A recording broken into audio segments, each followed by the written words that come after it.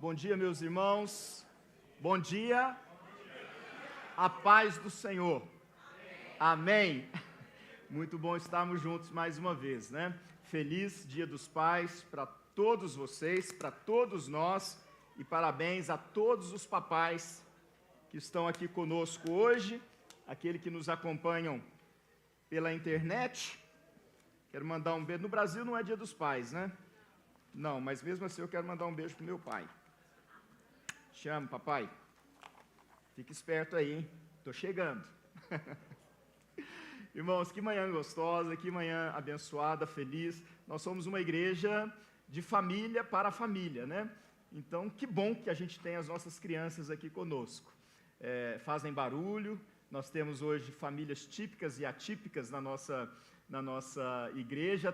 Todas são bem-vindas, né? E nós queremos, passo a passo, introduzir mais e mais as crianças no culto, para que elas aprendam a cultuar a Deus. Porque se a gente tira totalmente daqui, quando chegar numa idade em que não podem ficar lá mais como crianças, não vão saber como se comportar aqui. Então as coisas ficam difíceis. Nós vamos chegar lá, nós vamos conseguir. Amém? Amém, irmãos? Amém. Então tá bom. Café lindo, maravilhoso, muito generoso, né? Obrigado aí aos irmãos, às irmãs, toda a equipe, né, que se dedicou. Irmãos, dá trabalho, mas ao mesmo tempo, vendo as pessoas trabalhando, se dedicando, eu via também todas elas felizes, alegres em poder servir a igreja e presentear os papais com esse café da manhã lindo. Mais uma vez, muito obrigado a todos vocês que trabalharam em preparar esse café. Deus abençoe a vida de vocês. Muito bem. O que mais? Hora que acabar o culto, tem almoço, né? Tem café lá, sobrou muita coisa, né? Então vocês podem passar lá, é de verdade, gente, está tudo lá, a mesa está posta ainda, tá? Pode sair daqui depois e comer mais ou levar para casa, enfim. Lembrei, é hora de pregar. Então vamos lá, meus irmãos, vamos abrir a palavra de Deus nesse instante no livro de Jó. Livro de Jó, capítulo 1. Ontem nós tivemos aqui, Renan já mencionou que durante a semana tivemos notícias tristes, né? Na verdade foi Deus chamou o Anderson, né? Nosso irmão. Nós, como igreja, acompanhamos toda a trajetória, e eu digo nós mesmos, né? Mesmo, a igreja, né? E continuemos em oração pela família, mas eu preciso, assim, destacar isso. Lá no início foi criado o livro de ouro. Livro de ouro é quando pessoas se voluntariamente decidem colaborar com a necessidade material, financeira de alguém, e isso foi feito lá no início, porque ele não tinha mais condições de trabalhar. A Geisa se dedicou assim o tempo todo, e eu sei o quanto ela se dedicou e não tinha condições. E eu estava dando uma olhada agora no grupo aqui do Livro de Ouro, eu que criei no meu WhatsApp aqui, né? E eu percebi, eu pensava que não era apenas de irmãos da igreja, mas de gente de fora. Não. Todos, exceto um, que já foi da igreja e não está mais, mas todos os demais que durante todos esses meses colaboraram fielmente, generosamente, são membros aqui da nossa igreja, né? Então eu fico muito feliz por isso, e a Geisa pediu para que eu estivesse agradecendo a todos pela colaboração, pela generosidade. Então fica registrado aí essa palavra. E ontem, quando o pastor Wesley, eu já comecei a pregar, tá? Daqui a pouco a gente lê. Quando o pastor Wesley trouxe a palavra no culto de gratidão pela vida do Anderson, ele leu Jó também, só que ele leu o último capítulo, né? E eu vou ler hoje alguns versículos do 1º capítulo. Nós não combinamos fazer isso, né? Ele foi dirigido pelo Espírito Santo, e eu creio que eu também fui dirigido pelo Espírito Santo. E a título de introdução é porque ele trouxe aquela palavra para nos mostrar, a partir da vida de Jó, da experiência de Jó, né, que mesmo nos momentos mais difíceis da nossa vida, Deus está presente. Aliás, Deus está presente em todos os momentos da nossa vida. Então, o primeiro ponto de ontem foi: Deus estava presente quando o Anderson nasceu. Deus estava presente quando todos nós nascemos. Deus estava presente quando o Anderson nasceu de novo, a sua conversão. Óbvio, Deus estava presente quando nós nos convertemos, é Ele quem converte o nosso coração. Deus estava presente com o Anderson nas suas tribulações, porque nós cremos, nós somos o povo da fé, povo de Deus, nós cremos que até nos momentos difíceis, Deus está conosco, Deus está presente. E o último ponto, por causa de tudo isso, hoje o Anderson está presente na casa do Pai. Que coisa linda.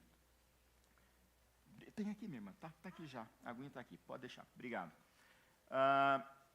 Eu só trouxe isso aqui agora, para a gente pensar sobre isso também, né?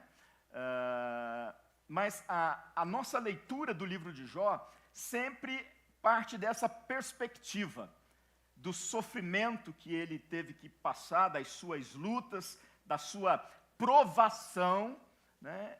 E muitas das vezes, quando lemos essa história toda, né, tentamos ou ficamos nos indagando o porquê de tudo isso, né? Por que Deus permitiu que Satanás fizesse todas aquelas coisas na vida de Jó? E, enfim, são muitas as perguntas. Hoje, eu não quero olhar para essa história, eu quero apenas olhar para Jó como um homem de Deus. Então, eu vou mencionar o sofrimento em algum momento aqui, mas eu queria que a gente percebesse, né, nesse início do livro de Jó, que de fato ele era um homem de Deus. E por ser um homem de Deus, como tantos outros homens de Deus, ele serve para nós também como um exemplo. Eu estou falando homens de Deus porque hoje é dia dos pais. Mas evidentemente que os princípios que vamos tratar é para o pai, é para a mãe, é para o filho, é para o jovem, é para o adulto, é para o idoso, é para todos nós.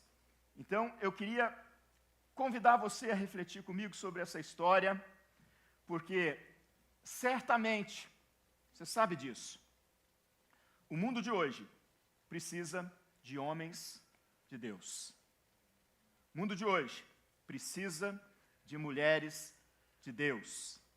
O mundo de hoje precisa de adolescentes de Deus, jovens de Deus, crianças de Deus. E esses homens de Deus, mulheres de Deus e etc., estão aqui. É a igreja de Jesus. Aqueles que Ele chamou para, por meio dessas pessoas, manifestar a tua graça, a sua graça, a sua misericórdia e a sua bênção. Abra no livro de Jó, capítulo 1.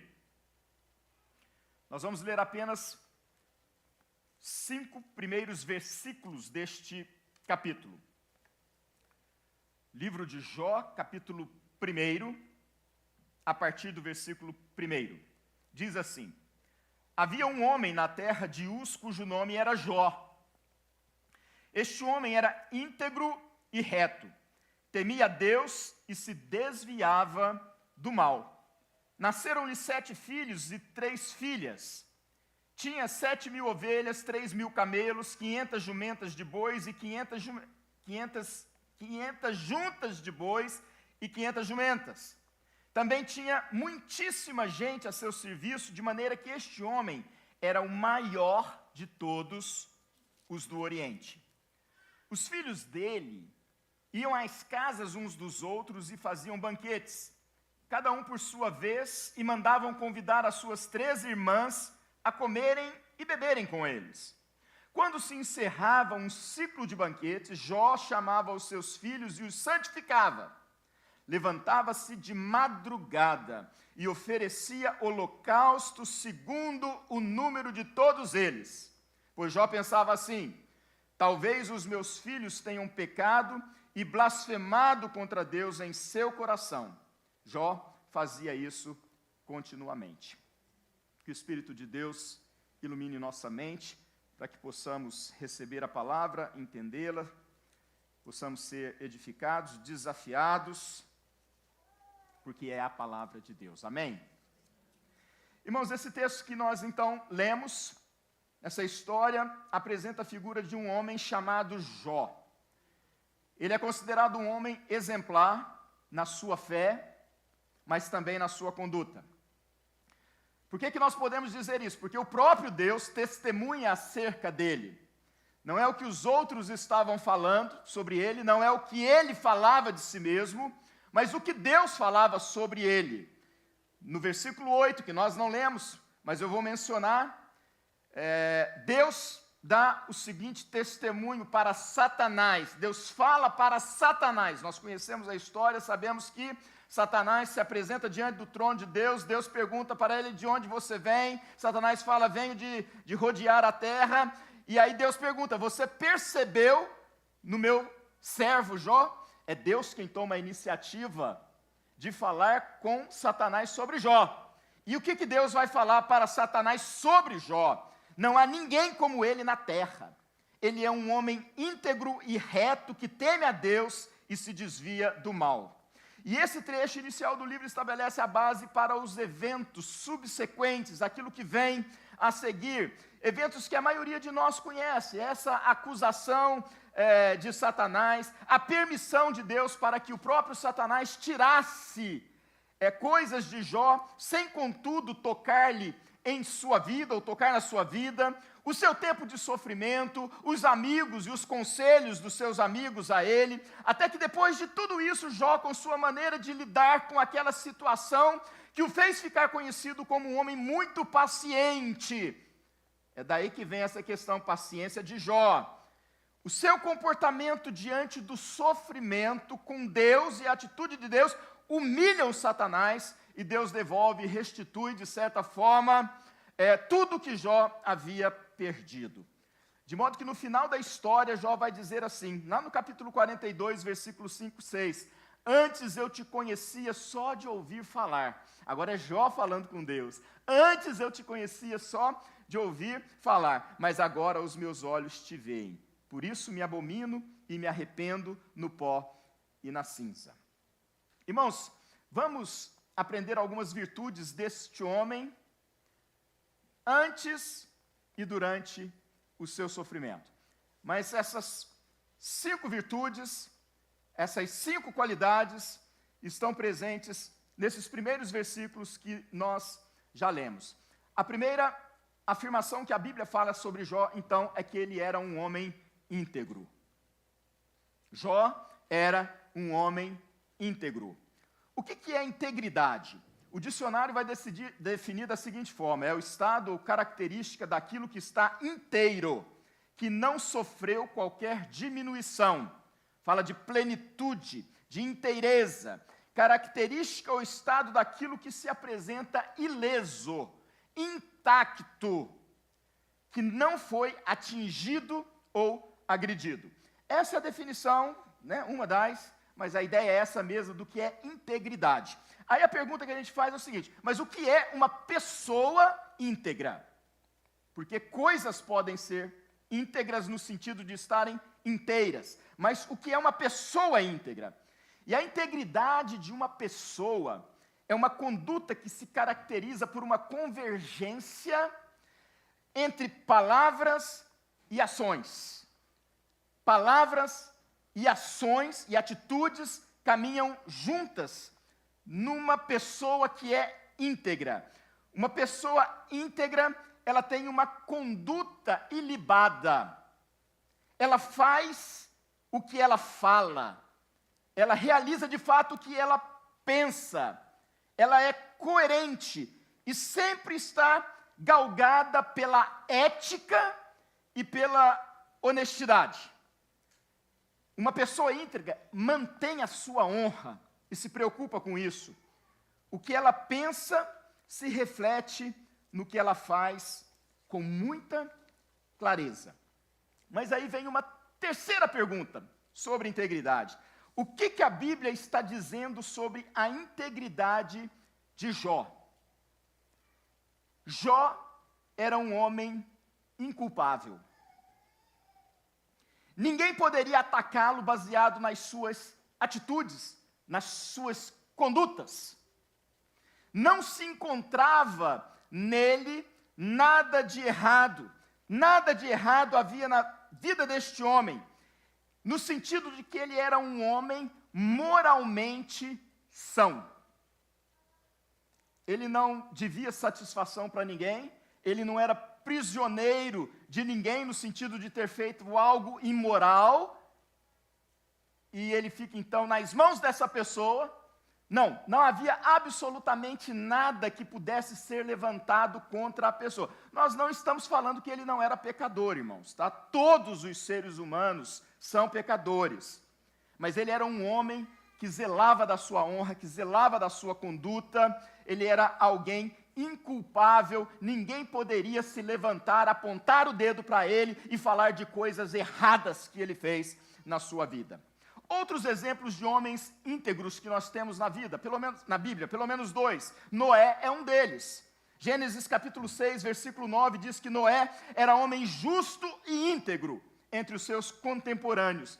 Diz que Noé andava com Deus. Ou seja, um homem íntegro, espiritualmente falando, é um homem que anda com Deus. Um homem que anda com Deus é um homem, espiritualmente falando, íntegro. Segundo o ponto de vista da Bíblia. Um outro homem, Abraão. No capítulo 17, versículo 1, Deus apareceu para Abraão, ali quando vai falar da circuncisão, renovação da aliança, e ele diz o seguinte para Abraão: eu sou o Deus Todo-Poderoso, ande na minha presença e seja perfeito. E seja perfeito. A ideia de perfeição que Deus fala para Abraão é exatamente a ideia de integridade. Seja íntegro.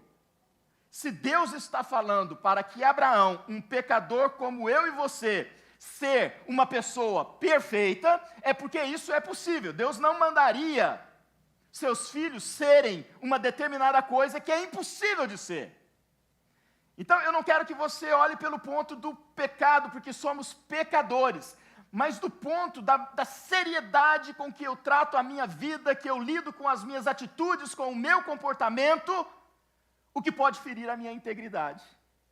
E, sobretudo, ferir a minha integridade diante de Deus. Irmãos, esse exemplo de Jó nos desafia a refletir sobre a nossa própria integridade e sobre a nossa própria retidão. Nós somos chamados a viver uma vida que honre a Deus. Isso é extremamente importante que nós entendamos. Nós não vivemos para nós mesmos, o apóstolo Paulo deixou isso claro. Se vivemos para o Senhor, vivemos, e se morremos para o Senhor, morremos. É assim a vida do crente, seja homem, seja mulher, seja novo, seja velho. Nós vivemos para Deus. Deus nos deu a vida para que nós possamos viver a vida para Ele, honrá-lo o tempo todo, glorificá-lo, adorá-lo. E é assim, that's it, esse é o sentido da vida. Qual é o fim principal do homem? Gozar a Deus, adorar a Deus, honrar a Deus o tempo todo. Mas de que maneira? Buscando ser exemplos de fé e de comportamento ético e moral que agradam a Deus. Olha isso, algo que agrada a Deus. O que isso me leva a concluir? Que a integridade de um homem, a integridade de uma pessoa está intimamente ligada à sua santidade. A sua santidade. Para ser um homem íntegro, você precisa ser santo.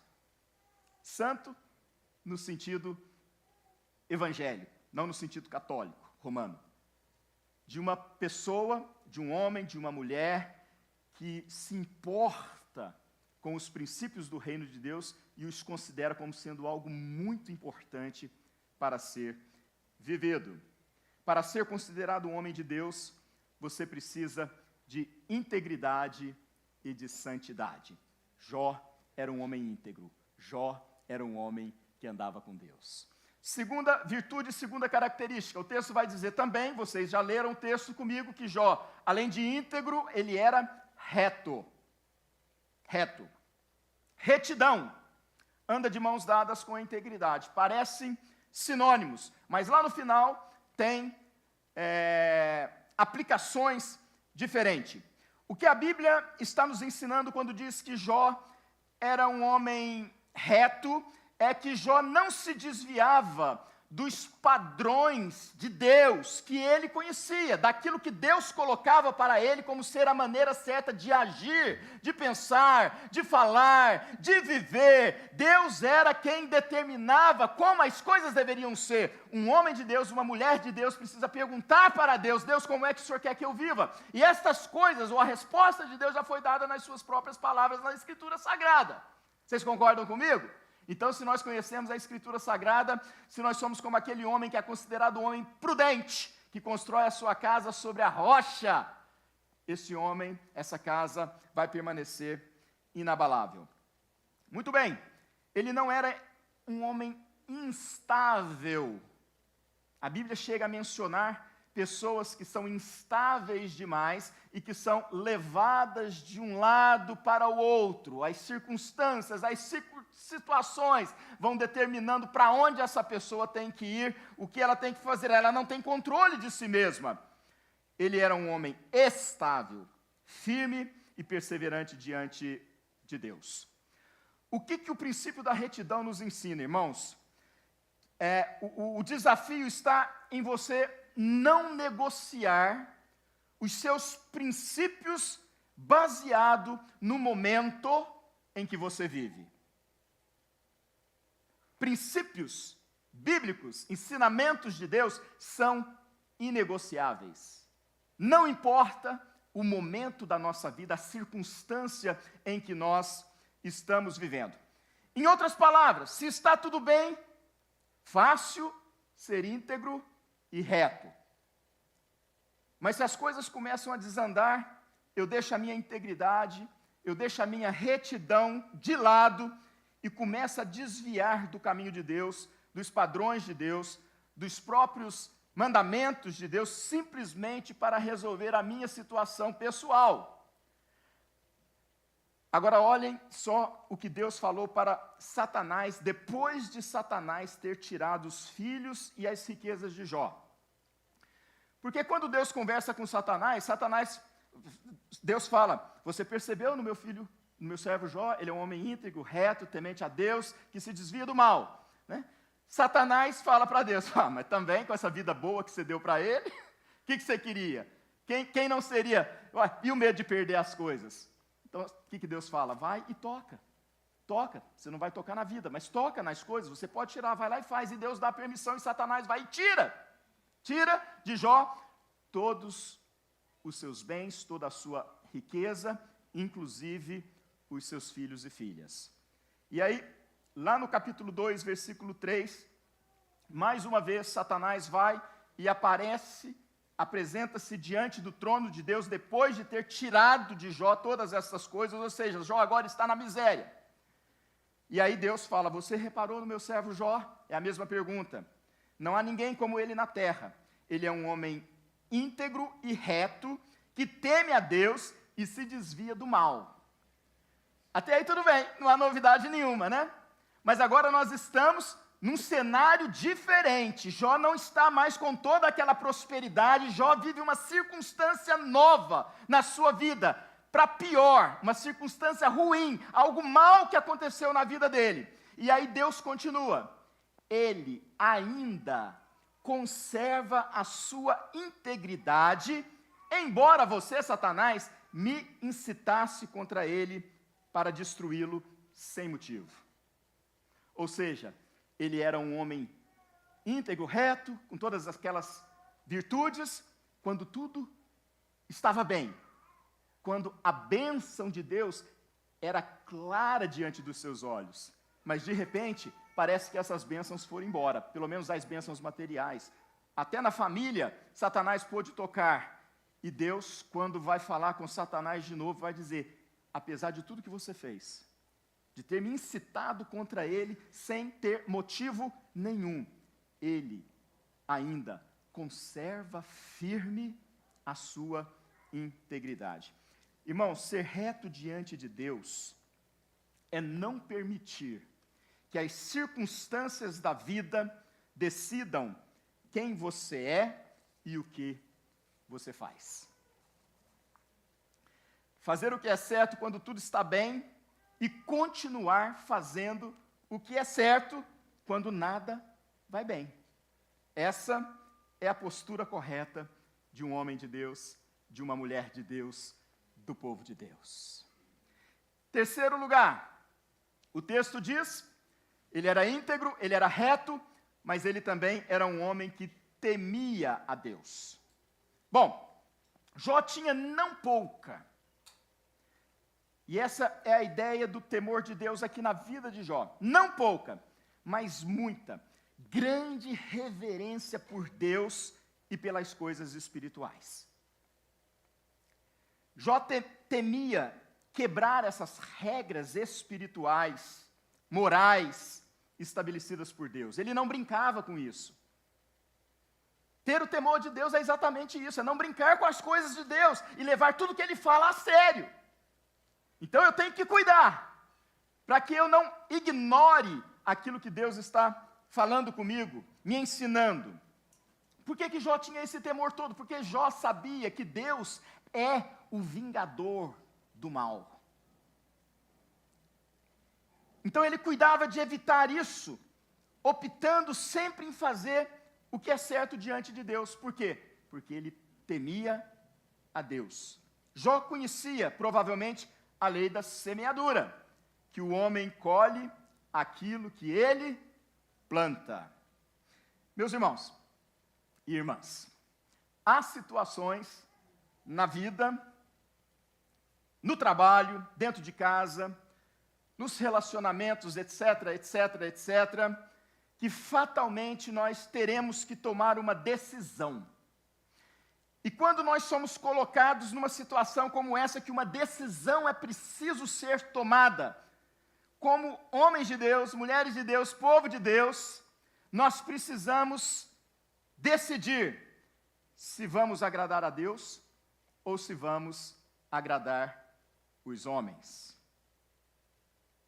Se nos preocupamos que Deus se agrade de nós e dê para quem for preciso testemunho sobre a nossa vida, como Ele deu sobre Jó, ou se vamos focar, decidir, pautar a nossa vida, a nossa decisão para agradar os homens.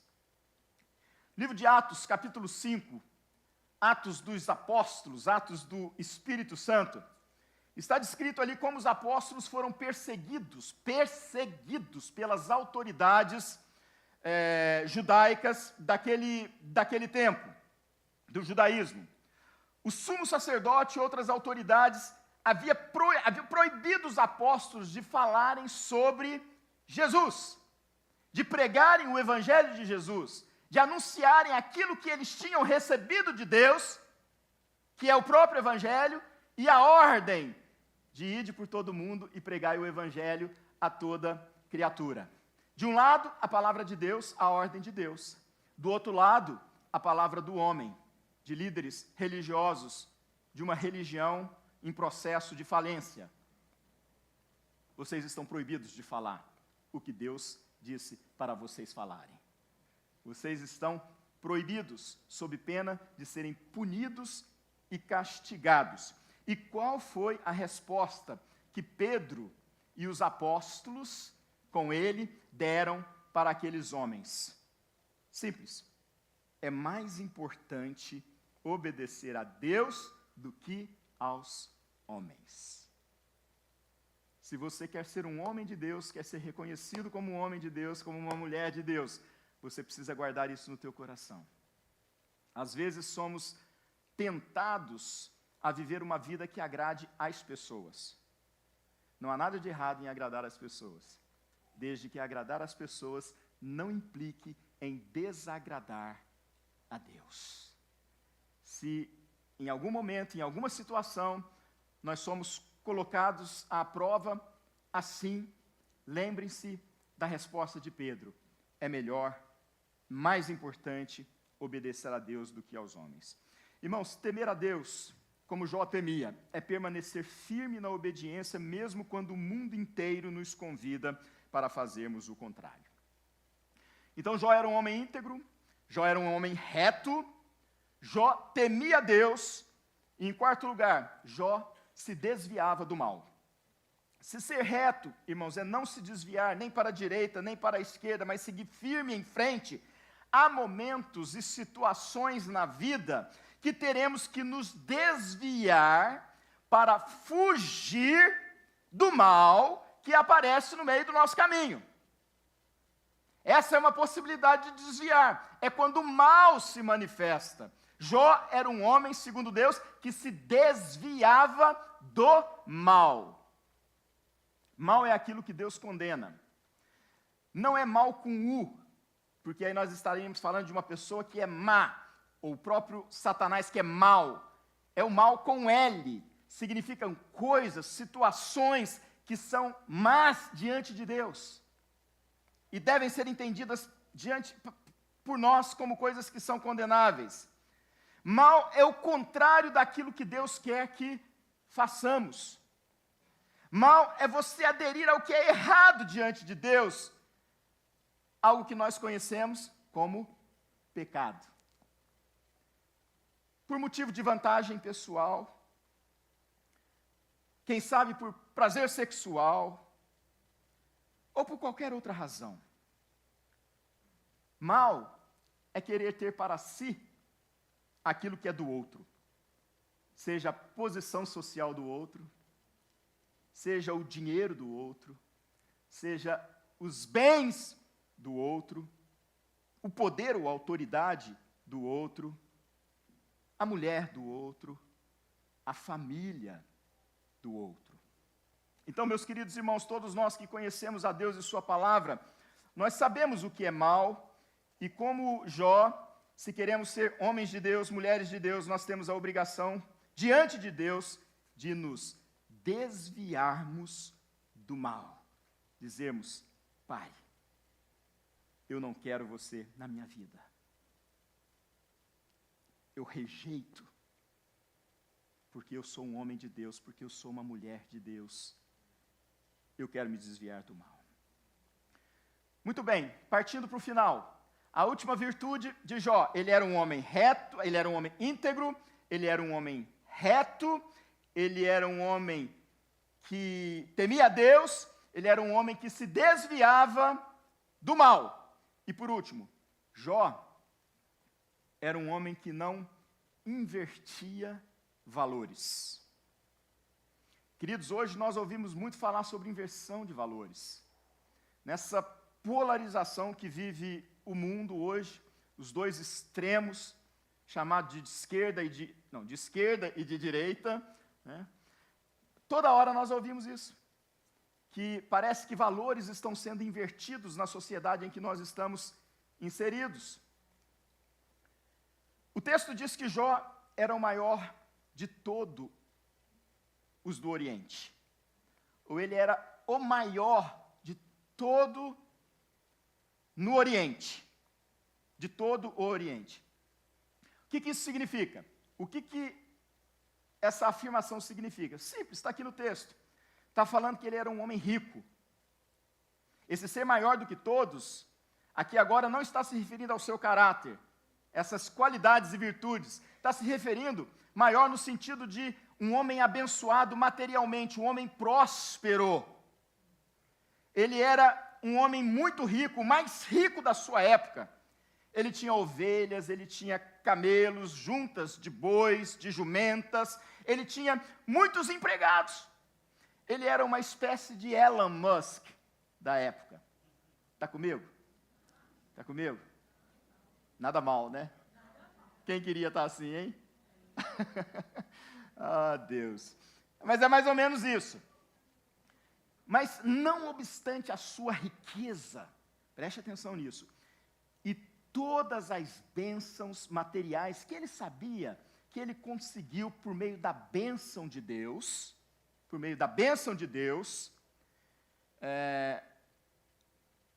a riqueza de Jó não era a sua principal preocupação. Nós não vemos isso no texto. Vejam só, Jó perdeu a sua riqueza, perdeu seus filhos, e olha o que ele diz depois que isso acontece na vida dele. Isso está no capítulo 1, final do capítulo 1, quando ele recebe a notícia de que os seus bens tinham sido roubados, os seus empregados tinham sido mortos, e a sua família, os seus filhos, com toda a casa, também tinham sido mortos, ele não tinha mais nada. Então Jó se levantou, rasgou o seu manto, rapou a cabeça, prostrou-se em terra e adorou. E disse: nu saí do ventre de minha mãe, e nu voltarei. O Senhor o deu, e o Senhor o tomou. Bendito seja o nome do Senhor.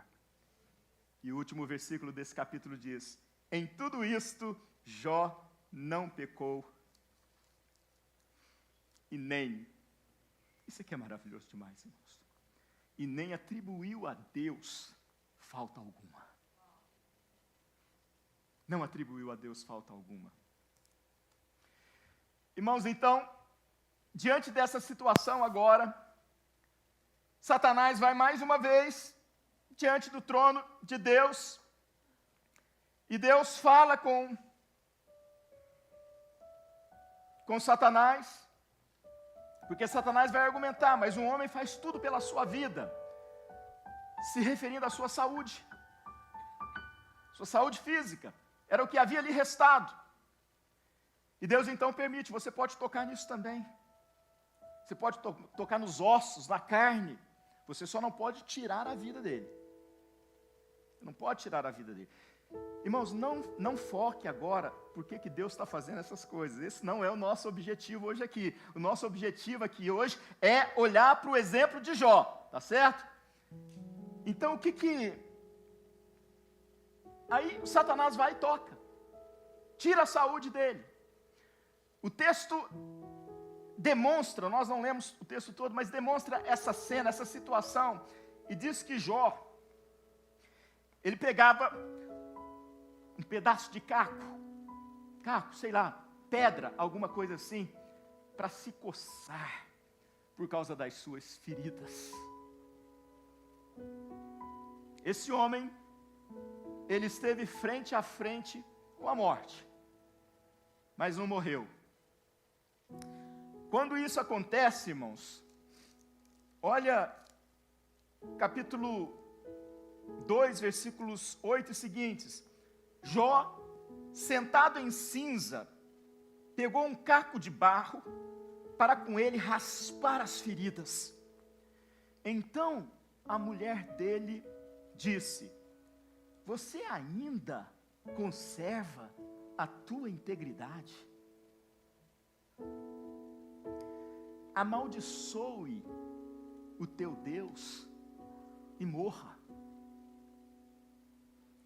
Você ainda conserva a tua integridade, Jó? Amaldiçoa o teu Deus e morra. Qual foi a resposta de Jó para a mulher dele?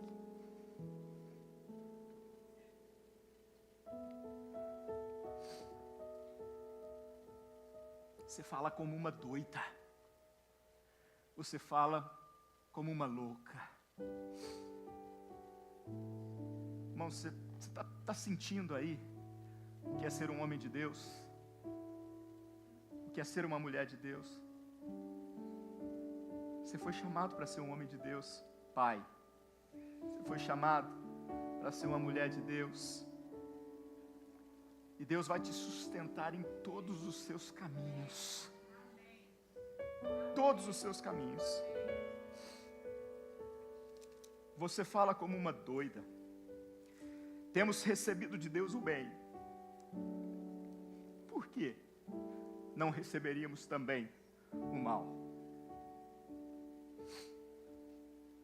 Meus irmãos, muitas vezes nós não entendemos por que determinadas situações chegam até a nossa casa, a nossa vida. E talvez nós vamos partir desse mundo sem ter respostas para esse tipo de indagação que nós fazemos. Mesmo porque Deus é soberano e Ele não precisa dar satisfação para ninguém do que Ele faz ou do que Ele deixa de fazer. Homem de Deus e mulher de Deus entende isso. E ainda assim, não negocia princípios. Permanece fiel. E a pergunta que fazemos aqui é com o que ou com quem Jó se preocupava, já que ele não se preocupava com a sua riqueza, com os seus bens, e agora tampouco se importa, apesar do grande sofrimento, com a sua própria saúde. Qual era o valor que estava na ponta da pirâmide, como aquilo que de fato era mais importante para ele? E aí, meu querido pai, minha querida mãe, futuro pai, futura mãe, presta atenção nisso, porque Jó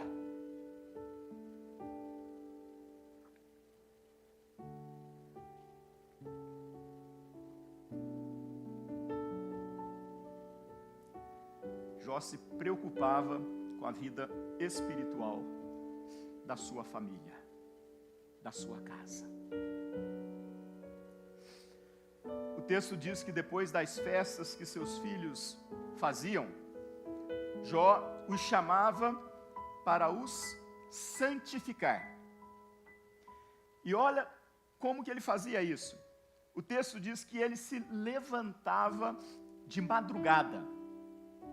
Ele se levantava de madrugada para oferecer sacrifícios pela purificação dos seus filhos. O texto não menciona absolutamente nada nas estratégias, no medo que ele tinha de perder os seus bens, os seus empregados, a sua vida materialmente abençoada, mas o texto deixa claro que ele tinha uma preocupação enorme, grandiosa, com a saúde espiritual da sua casa e da sua família. De modo que ele se levantava de madrugada. Eu não sei para você, mas para mim, essa expressão se levantar de madrugada demonstra que ele precisava se esforçar, que ele precisava concentrar naquilo, ter foco naquilo, ter foco na saúde espiritual dos seus filhos, dos seus empregados, da sua mulher, de tudo que Deus havia dado para ele. E isso exigia esforço. Então ele se levantava de madrugada para oferecer sacrifícios pela purificação dos seus filhos. Irmãos, viver bem nesse mundo, usufruindo de bens e prazeres que o próprio Deus nos dá quando nos abençoa nesse sentido, é algo maravilhoso. Comparado a muitas pessoas que eu conheço, eu tenho muito pouco.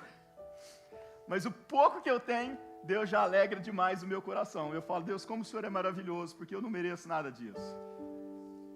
Mereço nada disso. E se não fosse o Senhor para me dar, eu sozinho não conseguiria fazer, porque eu sou um péssimo homem de negócio. E Deus me deu coisas boas. E Ele permite que eu e a minha família desfrutemos dessas coisas boas. Então, é algo maravilhoso que Deus nos dá. A Bíblia está cheia de exemplos de homens prósperos, materialmente falando. Não estou espiritualizando agora, materialmente falando. Gente que tinha camelo, gente que tinha boi, gente que tinha jumento, gente que tinha empregado. Essas coisas assim. E não coloca isso como algo ruim.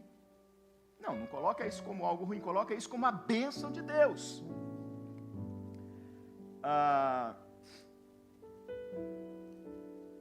Porém, parece-me que o exemplo de Jó está nos mostrando uma coisa aqui muito interessante, que ter a certeza da salvação é algo incomparavelmente melhor do que tudo quanto podemos ter nessa vida.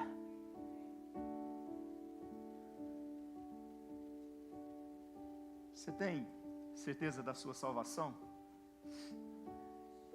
Você já teve um verdadeiro encontro com Jesus e falou, Jesus, a minha vida é tua, eu me rendo. Tu és o meu Senhor e o meu Salvador. O quanto nós, homens, mulheres, pais, mães, temos nos esforçado para levar essa mensagem de salvação no coraçãozinho dos nossos filhos. Será que nós temos levantado de madrugada? Metaforicamente falando. O que me impede? O que nos impede? Jó está nos ensinando que existem coisas que são mais importantes do que outras coisas. Mesmo nas coisas boas da vida que Deus nos dá, existem coisas mais importantes do que outras. Quanto aos bens materiais, irmãos, quero liberar uma palavra de bênção para a vida de vocês. Eu sei que todos vocês lutam nesse país, todos nós lutamos. A vida aqui é boa, né? A gente não pode falar que é ruim, né? Mas é sofrida também, não é verdade? Que Deus abençoe. Deus abençoe todos vocês, que Deus abra portas.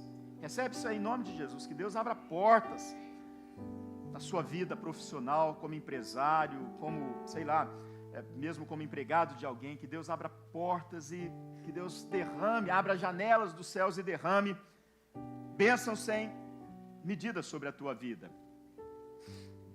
Mas a gente precisa lembrar do que Jesus disse, que os tesouros dessa terra serão corroídos pelas traças e ferrugem e podem ser roubados por ladrões. Isso aconteceu com Jó. Mas os tesouros no céu, as traças e as ferrugens não corroem, nem os ladrões podem roubá-los. Irmãos, eu estou dizendo que Jó não invertia valores. Tudo que vem de Deus é bom, mas até aquilo que vem de Deus precisa encontrar o seu lugar certo de morada. Ok? Até aquilo que vem de Deus tem que encontrar o seu lugar certo de morada. Se não estiver no lugar certo, é inversão de valores. Não seja então um homem, uma mulher que inverte valores, mas saiba priorizar aquilo que Deus diz que tem que ser a sua prioridade. Buscai, pois, em primeiro lugar o seu reino e a sua justiça, e todas as outras coisas vos serão acrescentadas.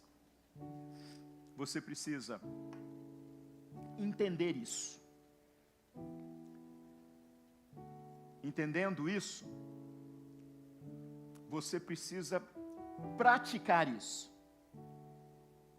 Mas para praticar isso, você precisa também aprender a confiar em Deus.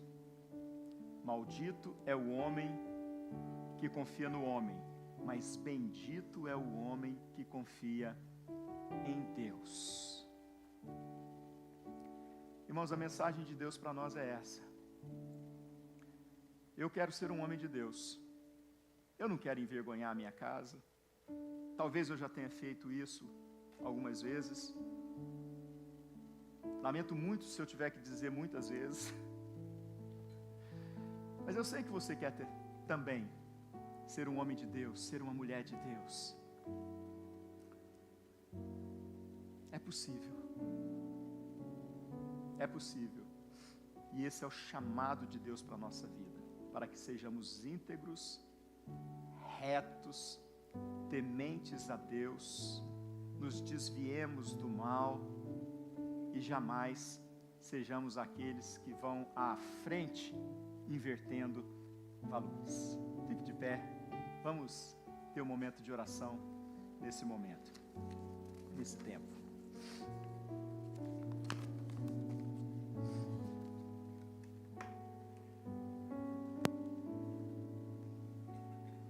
Nós vamos cantar essa última canção, e eu queria que você, num primeiro momento, você homem, pai, você mulher, mãe, se colocasse diante do Senhor aí onde você está.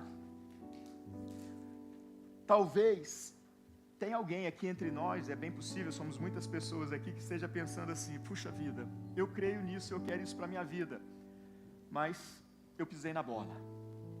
Eu pisei na bola. Eu quero dizer para você que nós vivemos no tempo da dispensação da graça de Deus. O que isso significa?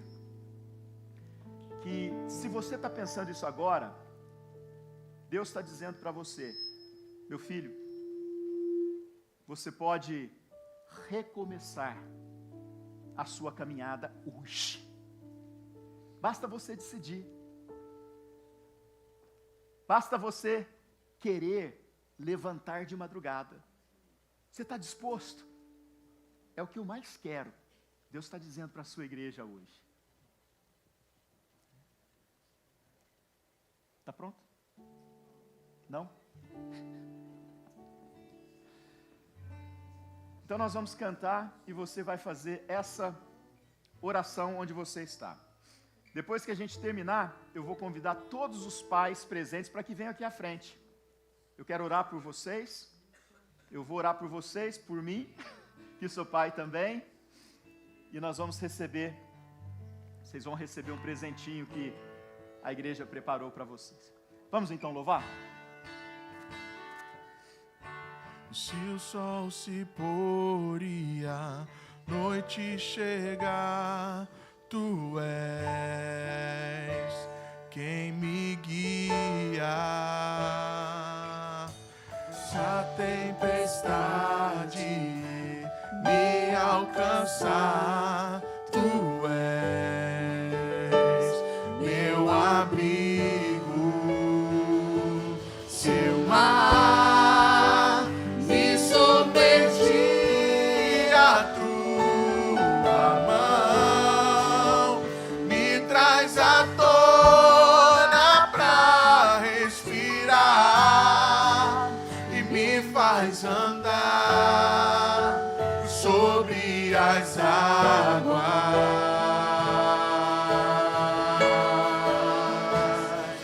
Tu és o Deus da minha salvação,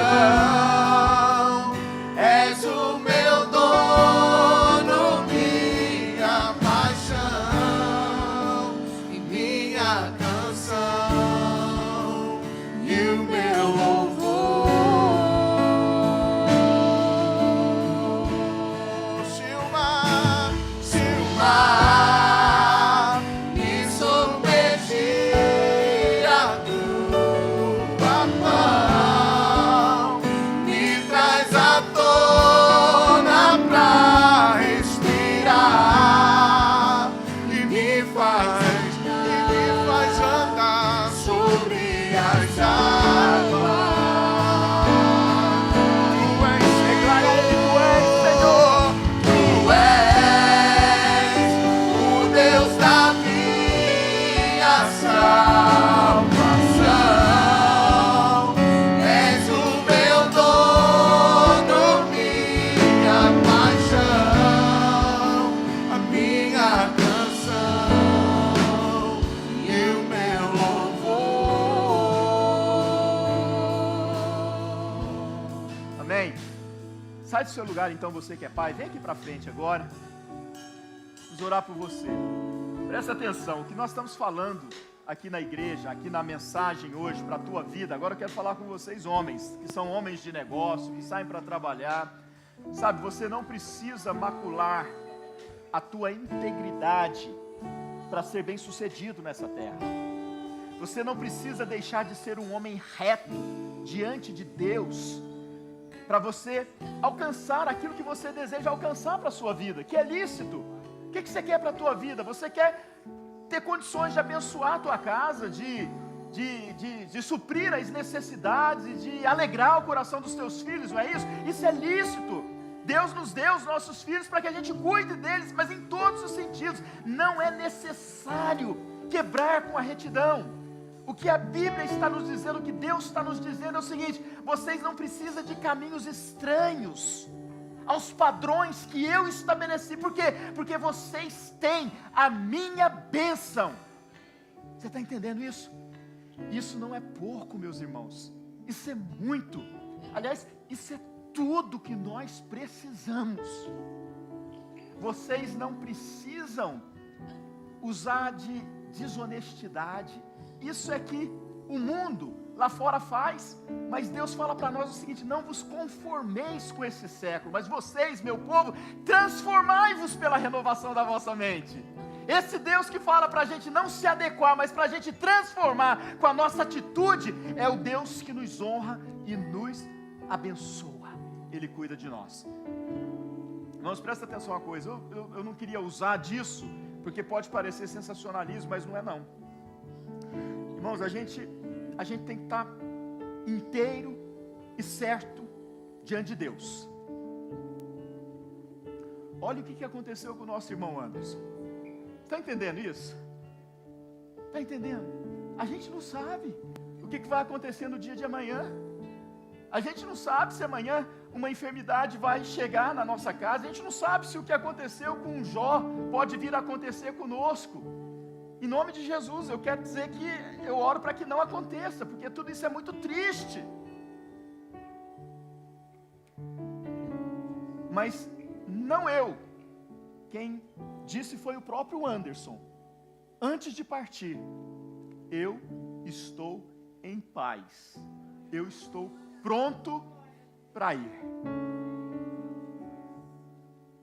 Eu sei que ele não era perfeito. Nós não somos perfeitos, não é verdade? Mas quem conheceu o Anderson sabe que ele era um homem íntegro, reto, temente a Deus, que se desviava do mal e que não negociava com corrupção ou com valores incertos. Vocês têm, nós temos tudo que nós precisamos para sermos bem-sucedidos nessa vida. Nós temos o Deus, Criador dos céus e da terra, dono de tudo, do ouro e da prata, na nossa vida, e Ele quer nos abençoar. Amém? Mães, filhos, quem tiver aí, estenda a mão nessa direção desses homens de Deus aqui. Senhor, nosso Deus e nosso Pai, nós estamos diante do Senhor, tão somente do Senhor, ó Pai. Nos colocamos aqui, nós que somos homens, na Tua presença, Pai. Ó Deus, para pedir misericórdia e graça sobre a nossa vida, Pai. Ó Deus, eu quero te pedir em nome de Jesus, que essa misericórdia e essa graça venha em primeiro lugar para dar entendimento, Pai. Entendimento ali na mente de cada um. Que a Tua palavra é verdadeira. E que podemos confiar e descansar na Tua palavra. Porque o Senhor é o Deus que nos conhece, porque é o nosso dono, é o nosso Criador. E que confiar no Senhor, saber que quando saímos de casa pela manhã para um dia inteiro de luta, às vezes de provações e até tentações, o Senhor está conosco. Está conosco, nos livrando do mal e nos abençoando com toda sorte de bênçãos, Pai. Ó Deus, que haja esse entendimento, em nome de Jesus. Tu sabes, ó Deus, que nós somos ainda habitantes desse corpo de corrupção. Ou seja, nós estamos cada dia mais buscando a Tua presença para que sejamos perfeitos, como o Senhor disse para Abraão ser um dia. Ajuda-nos, ó Pai, a andarmos contigo, ó Pai, com o Senhor, em toda e qualquer situação da nossa vida, Pai. Eu quero declarar aqui, eu tenho certeza que esses meus irmãos queridos aqui concordam comigo, Pai, que todos nós carecemos, precisamos da Tua bênção, Senhor, da Tua bênção. Eu quero entregar a vida desses homens, quero colocar diante do Senhor agora, em nome de Jesus. O Senhor que conhece cada coração, cada mente, o Senhor que pode tratar tudo o que está acontecendo, em nome de Jesus, fortalece cada um, a mim, a nós, para que, diante do Senhor, nós sejamos bons pais para os nossos filhos, bons, aqueles que estão casados, que são casados, maridos para suas esposas, e assim vai. Mas que nós sejamos também homens íntegros, retos, tementes a Ti, Senhor, que se desvia do mal e que não negocia princípios, para que um dia o Senhor possa olhar para nós e dizer para quem for preciso: está vendo aquele homem ali? Está vendo aquele outro?